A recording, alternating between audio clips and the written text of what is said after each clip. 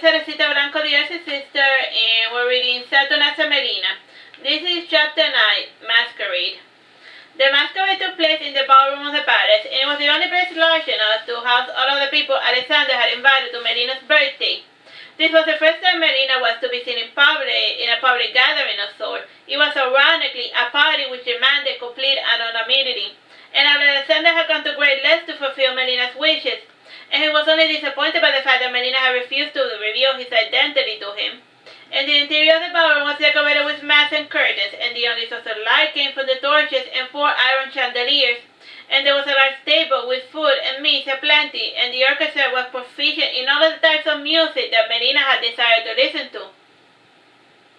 And during the festivities, Franny was asked to dance by a delicate-looking gentleman wearing pink noble clothing, and the gentleman's waltz made Franny think that it was Melina. And she was about to comment on it, but Melina whispered to Franny, "Keep quiet about me, my little minx." And Franny nodded in response, and when a few nobles started peeking out, Alexander noticed that the pink blonde noble wasn't eating, and he walked up to the nobleman and he commented, "Did you cut your beautiful hair? How could you?" "You must have me confused with someone else, my good sir," said the pink nobleman. And Alexander was disappointed to know that there were at least 3 other blonde noblemen wearing the same attire, and he figured that Melina must have used the 2 others as decoys. And after some effort, he thought he recognized Melina, and she was the pink nobleman talking with 2 other gentlemen. And she was saying to the gentleman, "And you see that peacock lady over there? She has been eyeing you guys for the whole evening." "But I never," said the gentleman, disguised as a jester. "I am a married man that has never stopped men before, Melina. Just talk to her and possess her with your mask on, and even if she tries to take off your mask, it's glued to your face by magic, and only you have the power to remove your mask willingly," explained Melina. "I will take this matter up into consideration," said the jester. "And while you consider it, I shall be claiming my prize," said his companion, who was eyeing somebody in a dragon mask. And when Melina saw Alexander approaching, she scuttled away and was lost in the crowd again, announcing to Alexander that there were 10 pink noblemen. And while Alexander was training one of the decoys, Melina was speaking with Impede. And she pointed to a lovely maiden disguised as a man and said, "Now there is something you don't see every day." "Yes," said Impede, "she is certainly quite charming." "Are you going to stand there knowing nothing?" asked Melina. "How dare you?" snapped Impede. "And do you have any idea who you're talking to?" "I have a hunch, though if I knew, it would defeat the whole purpose of a true masquerade," commented Melina. "I do see your point, girl," said Impede, nodding in response, and Impede then walked towards the crowd to speak with the charming maiden. And outside in the courtyard there was a bit of a commotion, and Lord Sailor, who was attending the party, was watching a good old-fashioned game of boxing. And he was admiring the resilience of the mask, and regardless of how many punches the face of the boxer received, the mask would not even get a dent in them. And it got to such a point that the boxers ignored the face altogether and only went for body shots. And during the match, a maiden who was playing a blind man's buff wandered into the ring, and she received an uppercut that took the life out of her, and her friends who were playing with her raised an uproar. And from the shadows Melina emerged. At least Lord Sailor imagined that the nobleman in pink was Melina.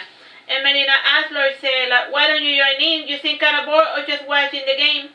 "In my line of duty, I must show restraint in all occasions, lest my fire consume everything I try to build," responded Lord Sailor. "But consider this, if you bottle up your fire, you will get an ulcer. Or worse, you will explode in front of someone who doesn't truly deserve it," said Melina. And Lord Sailor finished drinking, and then he grabbed his gun, and then he went to enter the arena, and at the top of the voice he said, "I shall save you, fair maiden in distress," and after this he literally punched to death the man who had accidentally struck the maiden playing blind man's buff. And after winning his fight, Lord Sailor was disappointed to notice that Melina was gone, and he got sight of her on her way to the forest and used the party as a distraction. Bounty hunter Frederick Morgan was trying to dig up a corpse, and he had been obsessing about Melina ever since she had gotten him exiled from Sassari for 2 years ago. And now that the ban had finally lifted, he used his chance to find some evidence of Melina's culpability, and he used as a clue the nonchalant way that that Melina had said that she had buried 2 people in the forest, and if he could find the bodies, then he might bring Melina to court on different murder charges. And he was startled when he saw a pink nobleman staring at him, and the nobleman said in a somewhat girly voice, "Looking for buried treasure?" "No, and get lost," snapped Frederick. "I don't think you have permission for impede to dig up the forest, Herr Freddy," said Melina. Frederick realized that the pink nobleman was Melina, since she was the only person who called him Freddy. And shaking his fist, he said, "Damn you, Melina. And what are you going to do about it? I simply made an educated guess. And only a sniveling little dog like you would continue to obsess about something that occurred 2 years ago," said Melina. And Freddy got up from the hole he had dug for himself, and he grabbed Melina's collar. And Freddy felt a cold tip of the dagger on his belly, and taking a step back, he put his hand on his belly, and laughing, Melina said, "Why are you being so melodramatic? The cut isn't even that deep." She added, "And if you have Melina so much, then why don't you try and kill her? This roundabout ways is truly unbecoming of a man." And this final provocation was the last straw, and ignoring the danger of the dagger, Frederick lunged at Melina, and she dodged dexterously, and he was then able to pull at the seams of her collar shirt, which came loose, and Frederick was shocked to see the delicate chest of a man, and this sight struck him harder than any blow that the big nobleman could have ever done. And lying back against a tree, Frederick said, after taking hollow breath, "I'm sorry, I had you confused with someone else." Like, he thought he was fighting Melina, but then when he, pulled out the shirt, wait, this is a dude I'm fighting. "It happened," said the pink nobleman, laughing. And the nobleman quickly fixed his costume, and before leaving, the nobleman said, "A word of advice, Freddy, you must learn to let things go. This obsession would only bring you great suffering. And why must the innocent suffer for your mistakes? Think of this while I report to Impedia of your latest transgression." Frederick made a motion to detain the pink nobleman, but the man in pink had disappeared as quickly as he had arrived, and for a moment Frederick sat down gazing at the grave he dug for himself, and after thinking this through, he was comforted by the fact that the pink nobleman might be bluffing. After all, no one knew who at the party, and Frederick took care to close up the gaping hole and bury the shovel with it as well, and he put some leaves over it for good measure, and then he returned to the party. And while surveying the games at the Masquerade, he was drawn to a tug-of-war game being played, and the team which had the fewest number of players had the pink nobleman. And it almost seemed to Frederick that the pink nobleman was the only person using any force in the team. And taking this into consideration, Frederick noticed that the pink nobleman was slowly dragging 20 people into the mud at the center. And with a strong jerk, 5 people fell into the mud, and with his victory, the pink nobleman returned to the ballroom. And Frederick followed after this nobleman, but he got lost within the whirlwind of dancers. And the next person to interact with Melina, or somebody they thought was Melina, was Countess Elaine. And she was a prominent berserker countess, and she was the second cousin of Lord Zealot, and she had heard rumors of Melina in all of the social gatherings that took place in Imperia's palace. And not once had she seen Melina, and yet all men Elaine spoke to could not seem to stop talking about Melina. And since she was pushing 40, Elena did not feel too energetic, and for this reason she was amusing herself by trying out all of the games of chance. And as of now, she was playing Tea-to-Toom with 5 other gentlemen, and the game was played with a spinning top that had 4 sides, and depending on the side was the action that the player had to take. And side 1 was take a coin, 2 do nothing, 3 put a coin, 4 take all coins. And she was not having fun times as a pink gentleman was cleaning everyone out. And every time the pink nobleman played, the side always fell on either 1 or 4. And after having her entire purse cleaned out, Elaine snapped, and after shaking the 40-year-old looking nobleman by the shoulders, she yelled, "You cheated! You cheated!" Pushing her back, the pink nobleman said, "Ma'am, control yourself." The pink nobleman gave Elaine a pouch of coin and said, "These are all my winnings, and please don't hurt me." "And not some common mugger," said Elaine, sitting back down, and she threw the pouch back at the pink nobleman's chest. "Could have fooled me," said another player. "I'm sorry, it's just that I'm..." started saying Elaine when the pink nobleman placed his index finger to her lips. He then said, You should not apologize for being who you are, just the same as wolves cannot help but hunt sheep. A berserker can help having a short fuse. And be proud, noble wolf mother, for even the wolf has his place in the animal kingdom. A drunken player burped, and the pink nomad to get past him, and the ceiling is overall brought a smile to Elaine's mouth. And Elaine extended her head, and the pink nobleman kissed it, and she was in the middle of saying, "My name is," when the pink nobleman said, "I know, and there is no need for you to tell me your name. After all, you telling me your name defeats the whole purpose of experiencing a true masquerade." "Certainly, the servant must at least know the identity of a few of the guests," said Elaine.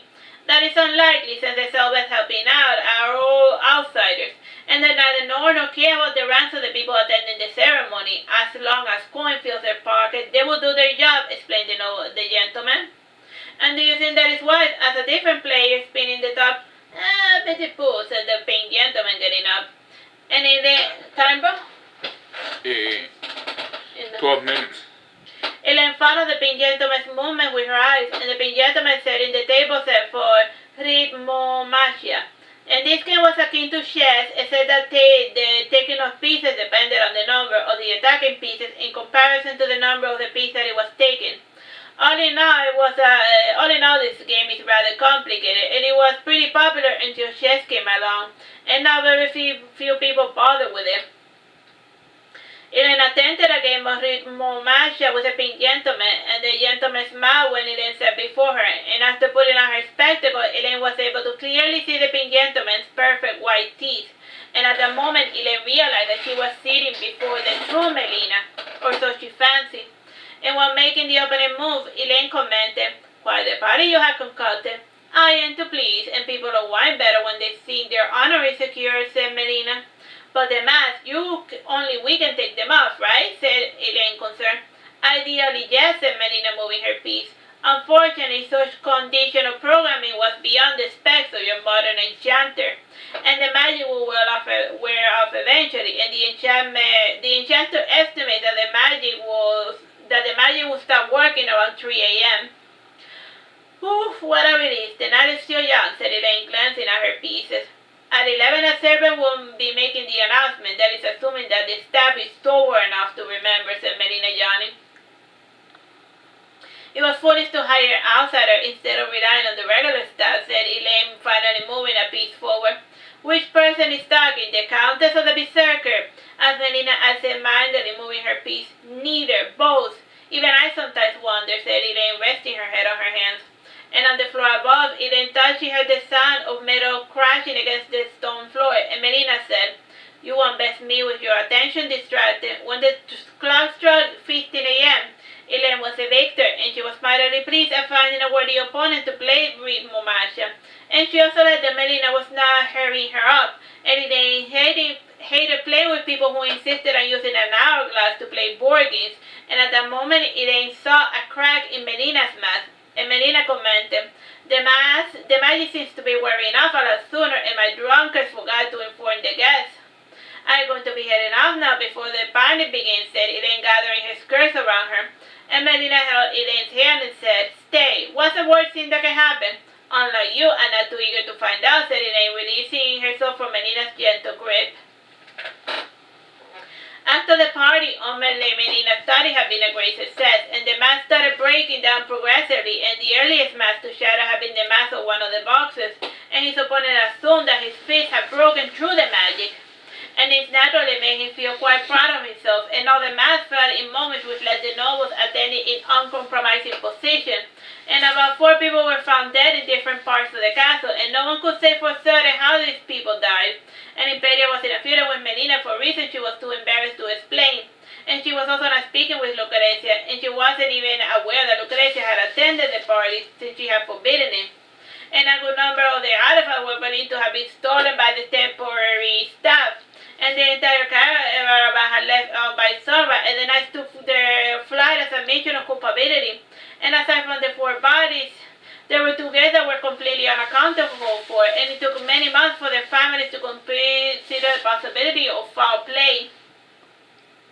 At the end of the party, no one saw Melina's face, although a good number of people claimed to have recognized her, and those that knew her thought she was a pink gentleman, and others imagined she was a fair maiden in pink or a blue nobleman, and a good number concluded that the party was just one of her an extremely elaborate prank of hers, and that she hadn't even attended it in the first place. Time, bro? 8 minutes, 30 seconds. Alright, so bye-bye, God bless.